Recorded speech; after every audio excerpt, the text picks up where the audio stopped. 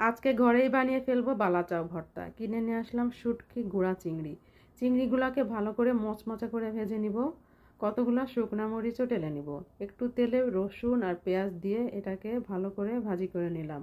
সব কিছু রেডি। ঘরে ধনেপাতা ছিল না, পুদিনা পাতা ছিল, এটা দিয়ে আজকে ভর্তা করব। সব কিছু দিয়ে ভালো করে চটকে মেখে নিব।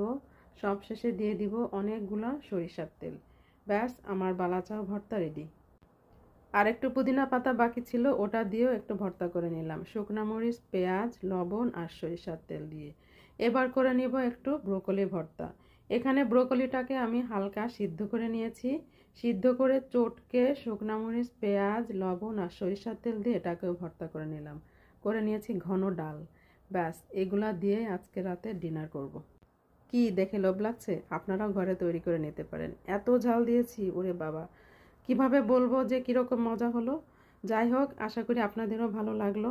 যদি ভালো লাগে তাহলে অবশ্যই লাইক আর কমেন্ট করবেন। Thank you so much.